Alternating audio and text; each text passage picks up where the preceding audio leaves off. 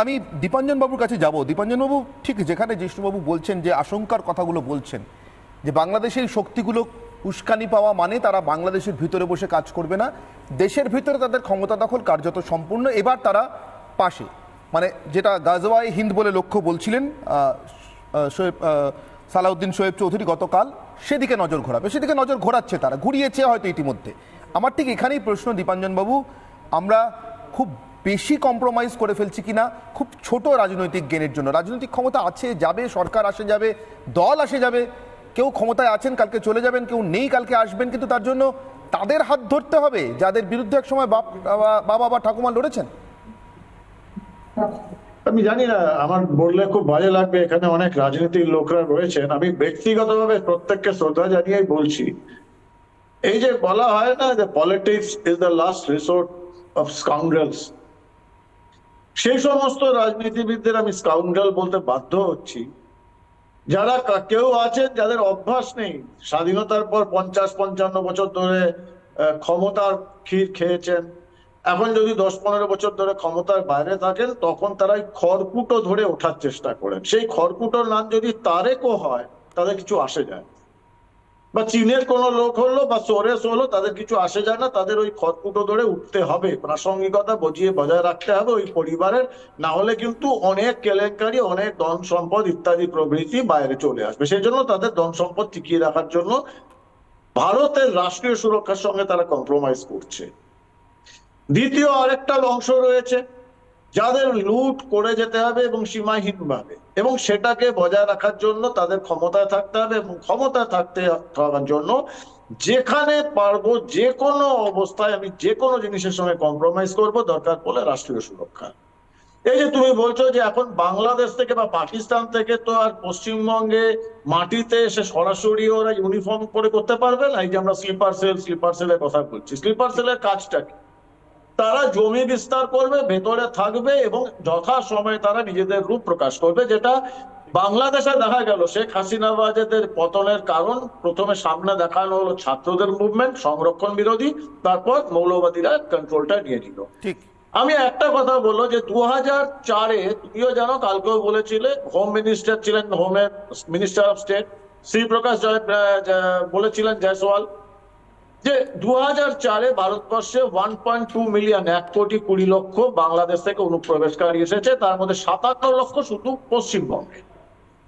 এবার 2004 থেকে 2010 ভারতবর্ষের সংসদে যদি সব থেকে বেশি কেউ ভোকাল থাকে অনুপ্রবেশের বিরুদ্ধে, পশ্চিমবঙ্গে অনুপ্রবেশের বিরুদ্ধে, সেই সাংসদের নাম শ্রীমতী মমতা ব্যানার্জি। ঠিক। 2011-এ পালা বদল হলো, 2024 এই 13 বছর পর বাংলাদেশের সার্টিফাইড একজন সন্ত্রাসবাদী আনসারুল্লাহ বাংলা টিমের যিনি হেড, যাকে খুনের দায়ে জেলে ছিল, এবং এরা আসার পর ডক্টর ইউনূসের প্রথম মহান কাজ তাকে মুক্তি দেওয়া, তার ভিডিও তোমরাও দেখিয়েছো। তিনি মমতা ব্যানার্জিকে আহ্বান করছেন বাংলার বা পশ্চিমবঙ্গের বা ভারতবর্ষের বিভিন্ন সন্ত্রাসবাদী সংগঠন এবং একমাত্র নির্বাচিত রাজনৈতিক নেতা, একটি রাজ্যের প্রশাসনিক প্রধান, তাকে আহ্বান জানাচ্ছেন। তোমার সমস্ত প্রশ্নের জবাব এই 13 বছরের মধ্যে। 10 বছর আগে যে অনুপ্রবেশের বিরুদ্ধে সব থেকে সরব ছিলেন, 13 বছর পরে একজন সন্ত্রাসবাদী তাকে আহ্বান করছেন। দীপাঞ্জন বাবু, আমার সময় সংক্ষেপ, আমি আপনার এই বক্তব্যের সূত্র নিয়ে আমি মণিশঙ্কর বাবুর কাছে যাই। মণিশঙ্কর বাবু, এতটা এগোতে রাহুল গান্ধীও পারেননি। মমতা বন্দ্যোপাধ্যায় ঠিক কতটা অ্যাক্সেসিবল বলে মনে হয়েছে এই ধরনের ভয়ঙ্কর জঙ্গিদের? একেবারে আল কায়েদার সরাসরি সমর্থন পুষ্ট, মদত নয়, সমর্থন, অ্যাফিলিয়েটেড জঙ্গি সংগঠন আনসারুল্লাহ বাংলা টিম, তার প্রধান বাংলাদেশ থেকে বসে এদেশের বিভিন্ন জঙ্গি সংগঠনকে আহ্বান করছে। একমাত্র যে সাংবিধানিক রাজনীতিকের নাম দিচ্ছে তার নাম মমতা বন্দ্যোপাধ্যায়। কোথাও তার একটা মনে হয়েছে অ্যাক্সেসিবল না। আমি কিছুক্ষণ আগেই যখন আমি গেস্ট রুমে আলোচনা করছিলাম চন্দনদার সঙ্গে, তখন বলছিলাম যে এই যে আজকের যে আলোচনাটা, এই আলোচনাটা মূলত একটা ইন্টারন্যাশনাল রিলেশনশিপের আলোচনার মধ্য দিয়েই থাকা উচিত, এবং ইন্টারন্যাশনাল রিলেশনশিপে কোথায় কোথায় বাধ্যবাধকতা আছে, কোথায় কোথায় কে কতদূর যেতে পারবে, এই নিয়ে আলোচনাটা সমীচীন। কিন্তু দেখবেন আলটিমেটলি এই পশ্চিমবঙ্গের মমতা ব্যানার্জি নিয়ে আসবে, ভারতবর্ষের সঙ্গে আমেরিকার যুদ্ধতে, ভারতবর্ষের সঙ্গে বাংলাদেশের যুদ্ধতে এইটা আসবে। ঠিক আছে, তার কারণ একদম সংক্ষেপে এক লাইনে উত্তর দিচ্ছি। তার কারণ গোটা ভারতটা দখল করবার জন্য সামান্য মুর্শিদাবাদের পলাশির একটা প্রান্তর লেগেছিল ইংরেজরা, আর একটা মির্জাফর লেগেছিল। বলছি ওই নিয়ে এখন মহাত্মা গান্ধীর জন্য স্বাধীনতা হয়েছিল, আবার এখনকার ইতিহাসে পড়ানো হয় অনেক সময় যে মহাত্মা গান্ধীর জন্য নাকি 50 বছর স্বাধীনতা পিছিয়ে গেছিল। সেই রকম মির্জাফরের ডেফিনেশনটা যত দিন যাচ্ছে তত কিন্তু অনেকটা চেঞ্জ হয়ে যাচ্ছে। আপনি যেরকম ভাবছেন সেরকমটা নয়। অনেক সময় বলছে মির্জাফর কেউ অনেস্ট ছিল, এরকম ধরনের কথাও বলছে। ফলে এটা নিয়ে প্র্যাকটিক্যাল আমরা কি দেখছি সেটা নিয়ে আলোচনা করতে হবে। আমাকে বলতে হবে যে আপনি যেমন বলছেন, দীপাঞ্জনবাবু বললো যে 50 বছরে যখন রাজত্ব করে সে কার সঙ্গে কার রিলেশনশিপ রেখে পরে দেশটাকে ধ্বংস করে দিয়েছিল, সেরকম মানুষ বুঝেছিল যে এরকম একটা পলিটিক্যাল পার্টি তো দেশটা চালায়, তারা যদি আসে তারা এরকম একটা কিছু করতে পারবে যেখানে সাম্প্রদায়িকতা নিয়ে কিছু হবে না, এবং যদি যারা সাম্প্রদায়িকতা নিয়ে যারা উস্কানি দেয় তাদেরকে দমাতে পারবে এরকম একটা রাজনৈতিক দল। আমাদের মুখ্যমন্ত্রী কয়েকদিন আগে আমাদের উৎসবে ফিরতে বলেছিলেন। তো এবার দেখুন, ঠিক উৎসবের প্রাক মুহূর্তে, বাংলাদেশে শারদ উৎসবের প্রাক মুহূর্তে, দুর্গাপুজোর প্রাক মুহূর্তে, এই মুহূর্তে বাংলাদেশি হিন্দুদের ঠিক কি শুনতে হচ্ছে, এইটা শুনতে হচ্ছে। দেখুন, শুনুন। আজ বাংলাদেশে মিছিল বেরিয়েছে, সেই মিছিলের দাবি হচ্ছে পুজো করতে দেব না। কেন পুজো করতে দেবো না? যে মাঠে পুজো হবে ও মাঠে নাকি নামাজ পড়া যায়।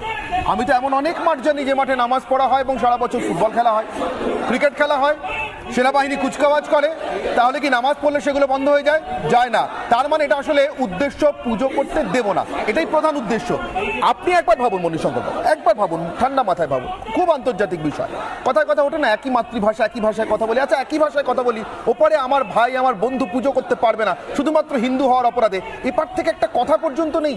কদিন আগে বলছিলেন আশ্রয় চাইলে খুলে দেবো, এখন এটা তো অন্তত বলতে পারেন দুর্গাপুজো করতে পারছেন না, ওপরে হিন্দু ভাই বোনেরা আমার শুনে বুকটা ফেটে যাচ্ছে, ওরা উৎসবে যোগ দিতে পারছেন না। বলছেন না কেন? ভাবুন তো যে এতদিন কংগ্রেস শাসন করে গেছে এই দেশটাকে, আজকে এই বছর 10-এ এইরকম একটা ক্রাইসিস পিরিয়ড কেন তৈরি হচ্ছে, এটা নিয়ে কোনোদিন ভেবেছেন? যে এটা ভেতরে ভেবেছেন কেন? আমি তো ওটাই ভাবছি। এইটা বলেছে বাবা প্রাণ দিলেন, ঠাকুমা প্রাণ দিলেন, যাদের হাতে প্রাণ দিলেন তারা এখন বন্ধু ক্ষমতা আসার জন্য। 10 সেকেন্ড। আপনি যেমন বলছেন যে মিছিলটা দেখালেন বাংলাদেশে, সত্যি প্রত্যেকজন নিন্দা করছে, আমরাও নিন্দা করছি, এর সঙ্গে তৃণমূল কংগ্রেসের কোনো যোগ নেই। অবশ্যই নেই। বলতে হবে যে আমাদের অনেক রিলেটিভ আমাদের বাংলাদেশে আছে বলে হিন্দুরা, আমরা আজকে হিন্দুদের প্রোটেকশনের জন্য কথা বলছি। মুসলিমদেরও কিন্তু এরকম বাংলাদেশে যারা ভারতবর্ষে আছে এরকম আছে, সেখানে যদি একজন অমিত শাহের মতো লোক উল্টা দেগা পাল্টা দেগা মার দেঙ্গা এরকম অনুপ্রবেশকারীদের সমস্যা কথা তাদের, সেটাকে উস্কানি অনুপ্রবেশকারীদের জঙ্গিদের আগুনটা জ্বালিয়ে দেবে না। মণিশঙ্কর বাবু, তবে আপনি জ্বালাবেন। আমার সময় একদম সংক্ষেপ, 10 সেকেন্ডে পরিষ্কার করে বুঝতে হবে, যদি আপনারা পাপ করেন তাহলে সারা জীবন মনে রাখবে। সিপিআইএম তসলিমা নাসরিনকে এখান থেকে তাড়ানোর সময় যে পাপ করেছিল, তসলিমা বলেছিল আমি তো বামপন্থী, ঠিক আমাকে কেন তাড়াচ্ছেন?